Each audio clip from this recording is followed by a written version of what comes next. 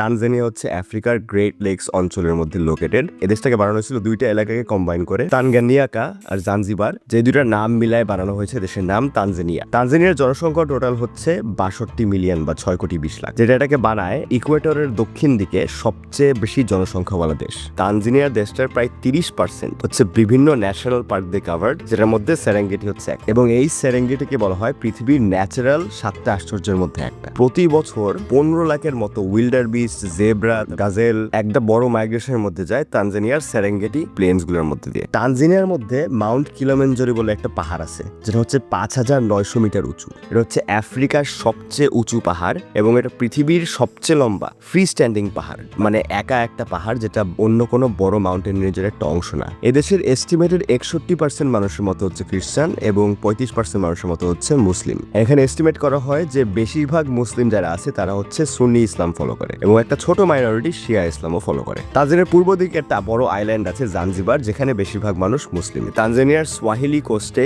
ইসলাম practice করা হতো 8th এবং 9th সেঞ্চুরিতেও। তানজানিয়ার খাবার রিজন থেকে রিজন একটু আলাদা। জাঞ্জিবারের মতো কোস্টাল জায়গায় মানুষ অনেক ঝাল খাবার খায়, কোকোনাট মিল্ক খায়, এবং মেইনল্যান্ড খাবারের মধ্যে আপনারা দেখবেন ভাত আছে, ভুট্টার পরিজ আছে, গ্রিলড মাংস আছে, স্কিওয়ার্ড মাংস আছে, মাছ, পোলাও এবং বিরিয়ানিও আছে।